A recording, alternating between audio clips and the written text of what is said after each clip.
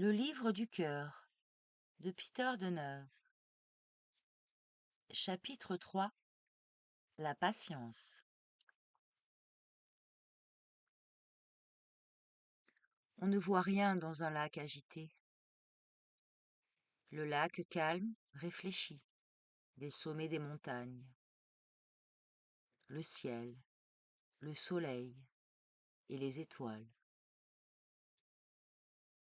Il faut à l'élève une âme calme et une pensée bien équilibrée. Alors vient la perspicacité, et beaucoup de contradictions trouvent leur explication.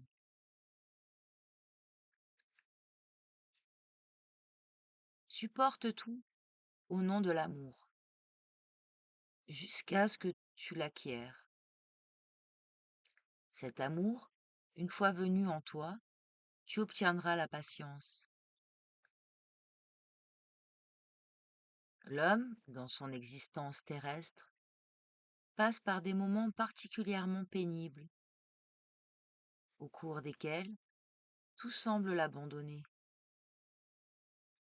Cette soudaine sensation de rupture avec l'ordre des choses auquel il est accoutumé empêche souvent l'homme de concevoir dans l'univers une conscience supérieure qui, à travers tous les mondes sidéraux, pénètre tous les esprits et illumine, finalement, aussi bien l'intellect que le cœur humain. Si l'être qui se trouve dans des circonstances où tout semble perdu, dirigeait sa pensée vers cette conscience universelle, avec un cœur confiant, il trouverait bien vite, à cette situation désagréable, soit une solution convenable, soit une heureuse issue. Ainsi, lorsque les épreuves vous assaillent, cherchez à prendre contact avec Dieu par une pensée claire, pleine d'espérance, et vous verrez tous vos problèmes se résoudre les uns après les autres, comme fondent graduellement la neige et la glace sous l'ardeur des rayons du soleil. Car c'est en élevant son âme-conscience vers Dieu, vers la sublime conscience cosmique, que l'homme pénètre les secrets de sa véritable vie. Mais pour comprendre le sens de la vie, et pour que toutes vos actions soient dirigées pertinemment, il faut vous armer de patience et pratiquer sans relâche une auto-observation de votre comportement, tant extérieur qu'intérieur. En effet, l'homme peut conduire ses affaires de deux façons, l'une étant humaine, l'autre divine. S'il le fait dans le sens humain, en ne s'appuyant que sur sa volonté et son intellect, il se heurtera à d'innombrables difficultés et contradictions. S'il agit selon la manière divine, il élèvera sa pensée, calme et attentive, vers la conscience universelle, avec le désir d'être éclairé. Et il réussira mieux dans ses entreprises, tout en acquérant une nouvelle expérience, celle que Dieu est présent en tout et partout, et qu'en lui demandant aide et lumière, il sera toujours maître de son destin. Par une vie intérieure, patiente dans les difficultés et persévérante dans le bien, l'homme intelligent comprendra qu'il existe une conscience sublime qui vibre à l'unisson de toutes les consciences et réunit tous les êtres entre eux par un lien intérieur étroit et indissoluble.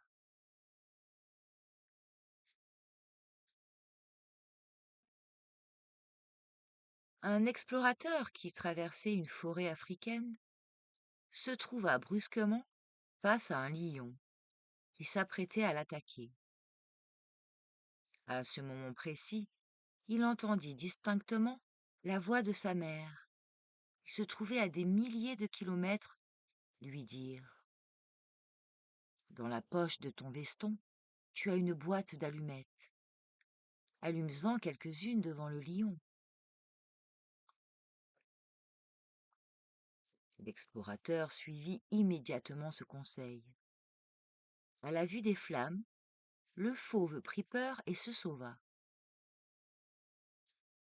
L'explorateur consigna l'incident d'une façon très précise dans son carnet de route. Puis, lors de son retour, il demanda à sa mère ce qu'elle avait ressenti ce jour précis. Elle lui répondit: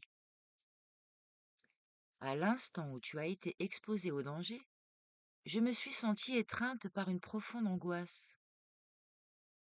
Je me suis alors adressée à Dieu et, dans une prière fervente, je lui ai demandé de te venir en aide. Quand l'être humain se trouve devant un problème insoluble, il doit se tourner vers Dieu en lui disant: Créateur tout-puissant, aide-moi à surmonter l'obstacle qui se dresse devant moi.»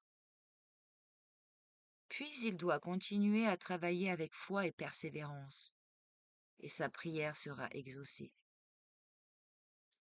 De nombreux faits confirment l'intervention et l'aide divine partout dans le monde. Aussi, ne vous découragez jamais dans vos épreuves, mais demandant à Dieu secours et soutien, continuez à œuvrer avec élan et patience. Il vous délivrera de vos soucis et de vos difficultés. Enfin, sachez que celui qui s'abandonnera au suicide moral ou physique devra racheter ce manque de confiance en Dieu pendant des années et même des siècles. Les élèves de la nouvelle vie ne devront plus se pencher sur leur passé, sur des erreurs, des fautes commises dans l'ignorance. Dans les Écritures, il est dit: Dieu effacera tous leurs péchés. Comment? Par la flamme divine qu'il allumera en eux. Dans la nouvelle culture qui approche, tous les êtres apprendront à vivre comme des frères. Le sacrifice de soi sera la base de cette vie nouvelle. Ne voyez dans ce sacrifice ni la mort ni la perte de la personnalité, ou l'abandon de toute conscience, mais le renoncement à l'égoïsme et à l'orgueil du moi et le dédain de certains biens superflus. En concentrant votre attention sur une parole, votre intellect se lie à la force qu'elle renferme. Ainsi, vous sentirez une vigueur nouvelle ou une dépression selon la nature positive ou négative de la force que le mot contient. Réfléchissez sur le mot patience et vous comprendrez son sens profond. Certaines paroles ont une influence néfaste sur l'esprit humain et d'autres contribuent à l'affermir. Par exemple, si vous entendez souvent parler d'épidémie, vous risquez de devenir inquiet et de vous déprimer. Par contre, si, étant souffrant, vous affirmez votre désir de guérison tout en vous, tout en vous appliquant à vous mouvoir et à respirer lentement, consciemment, vous verrez la sombre ambiance qui entoure généralement les malades se dissiper et les progrès quotidiens s'affirmer. C'est en procédant de la sorte avec amour et foi que toutes les maladies physiques et morales peuvent être vaincues. De même, Lorsque vous vous trouvez dans des conditions difficiles, tournez-vous vers Dieu et dites: Seigneur, tu m'as envoyé sur la terre, je te prie de me retirer du bourbier où je suis tombé. Et seriez-vous au sein de l'enfer qu'il vous faudrait avoir une foi égale dans l'esprit et la conscience universelle pour être sauvé? L'apôtre Paul dit: Dans le temps passé, Dieu laissait les hommes vivre à leur manière. Mais dès qu'ils le connurent mieux, il envoya son Fils, symbole et exemple de l'amour divin, pour leur montrer comment ils devaient dorénavant vivre afin d'acquérir la vie éternelle.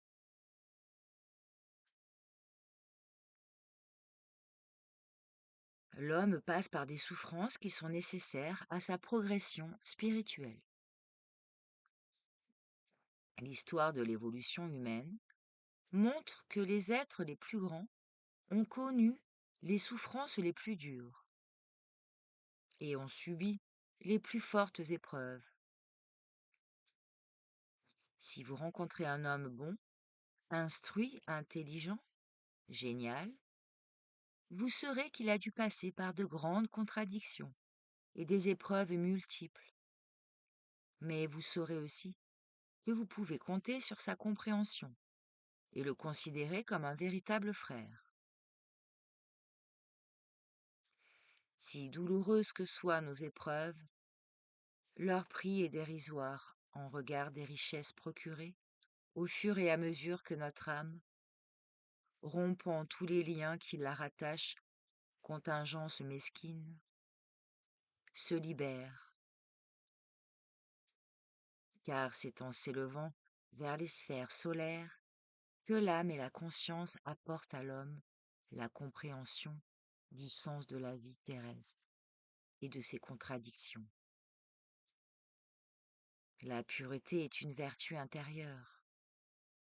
L'homme patient peut toujours rester pur dans ses pensées, ses sentiments et ses désirs, car il a une confiance, une foi totale dans les possibilités secrètes de son âme.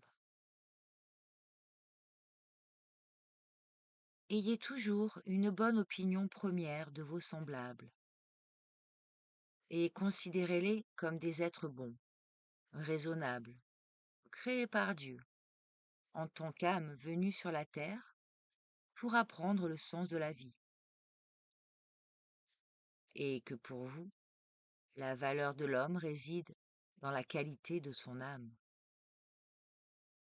N'oubliez jamais que celui qui veut être le plus vite sauvé et le plus tôt libéré doit avoir de la patience, être pur intérieurement, posséder une foi inébranlable et chercher de tout son cœur la science divine qui, seule, peut lui donner une nourriture spirituelle vivifiante,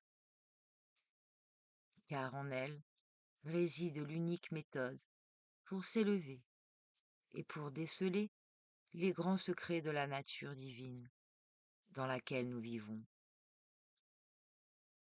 Celui qui est patient et vigilant jusqu'au bout sera libéré.